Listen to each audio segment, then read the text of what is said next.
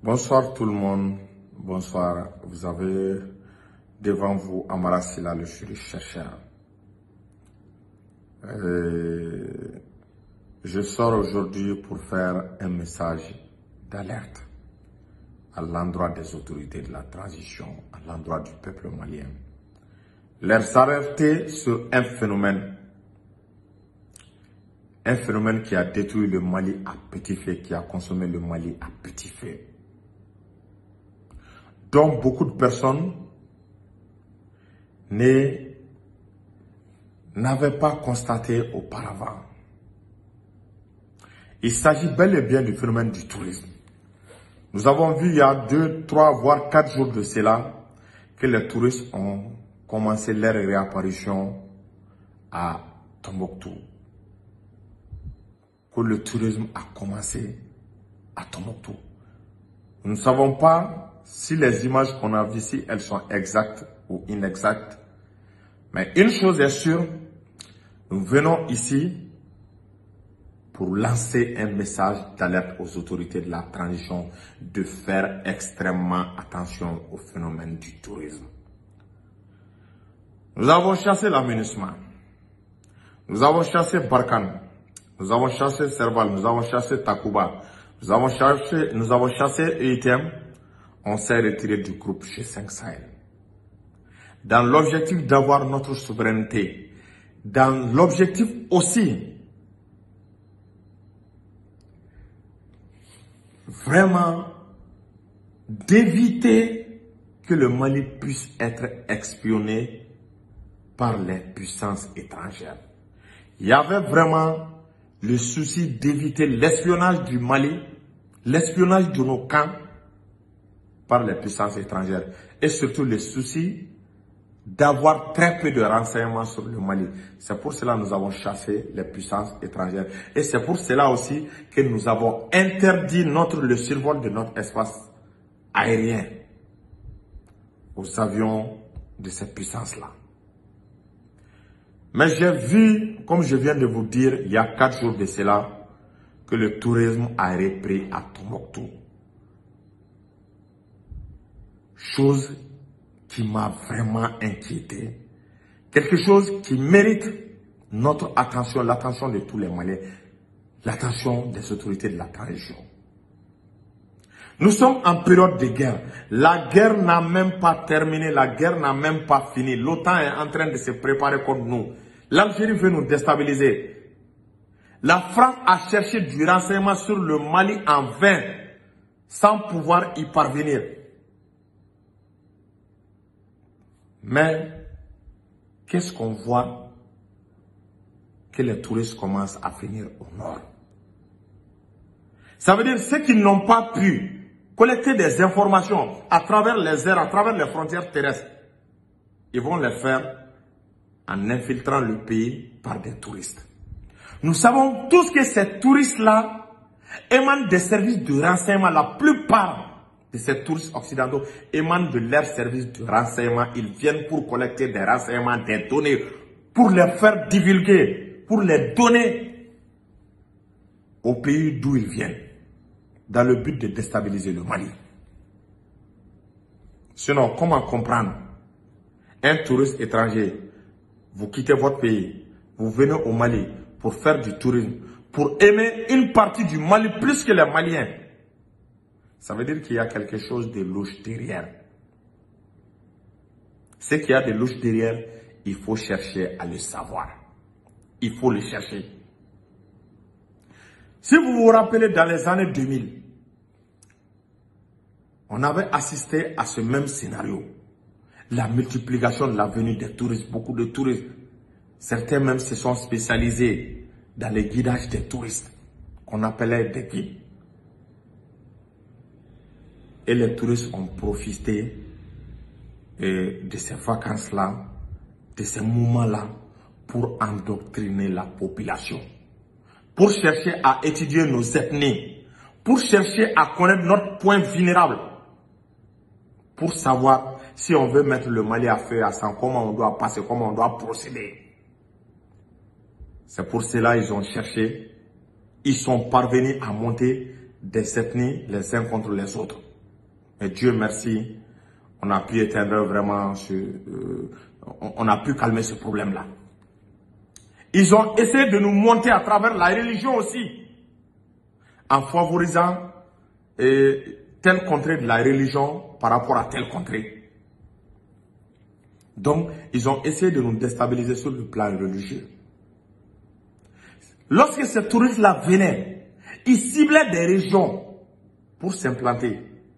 Notamment, il y avait Bayangara, les falaises de Bayangara, il y avait Tombouctou, Gao, Djiné et Kidal. Ils partaient faire des mois, des années là-bas. C'était des touristes. En réalité, c'était des sections. Ils cherchaient à savoir le potentiel des ressources naturelles qui se trouvaient là-bas. Ils cherchaient à savoir le potentiel énergétique. Ils cherchaient à savoir comment monter les populations de là-bas les uns contre les autres. Imaginez, pourquoi lorsque ces touristes-là venaient au Mali, pourquoi ils ne partent pas faire leur tourisme dans les environs dans les 6 communes de Bamako et environ?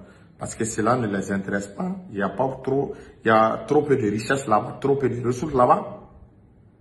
Mais pourquoi à chaque fois qu'ils viennent au Mali, ils vont directement vers ces endroits-là? Si ce n'est pas Bayangara, c'est Tombouctou, c'est Kidal, c'est Djiné ou autre. C'est là-bas que réside l'essentiel des ressources naturelles du Mali. Là où les touristes visent pour aller visiter, à chaque fois, il faut faire une réflexion. C'est des lieux très très riches en ressources minérales, en ressources naturelles, en ressources énergétiques. Donc ce sont des lieux qui ne sont pas choisis au hasard. C'est à partir de là-bas qu'ils ont commencé à endoctriner, à embobiner une partie, une partie de cette rébellion Touareg-là. Ce n'était pas tous les Touaregs, mais une partie. La jeunesse qui avait refusé, cette partie qui avait refusé de travailler. Donc, certains se sont laissés embobiner. Certains se sont laissés endoctriner par les Blancs. Ils ont commencé vraiment à dire le potentiel des ressources naturelles qui résidaient sur ces territoires-là à ces jeunes. Que si ces jeunes parvenaient à créer la rébellion, à se rebeller contre leur propre État, que toutes les richesses qui se trouvaient sur leur sous-sol pouvaient être exploitées par certaines puissances. Et le fruit de cette exploitation pourrait être partagé entre ces puissances-là et ces jeunes rebelles. Donc c'est un processus qui a pris du temps depuis 2002 et le processus a été enclenché à partir de 2012 où nous avons vu cette grande vague de terroristes et de rébellions venir déstabiliser le Mali. Donc ça s'est fait sous nos yeux. À cette période, si vous vous rappelez, on organisait beaucoup de festivals sur le désert. Ce n'était pas des... C'est vrai que les organisateurs avaient de bonnes intentions. Mais ceux qui venaient assister au festival, beaucoup d'entre eux étaient animés par d'autres intentions. Et ils avaient le viseur braqué sur notre sous-sol. C'est pour cela que les zones telles que certains pays Dogon, tels que Gao, Tombouctou, Kidal, ont été l'épicentre de la violence, l'épicentre du terrorisme, l'épicentre des fois de la rébellion.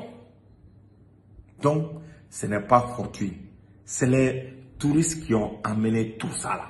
Sinon, à partir de 1990, 91, 92, 93, 95, jusqu'à 99, il n'y avait pas ce phénomène de tourisme là-bas. C'est pour cela que nous avons vécu dans la paix et dans la quiétude.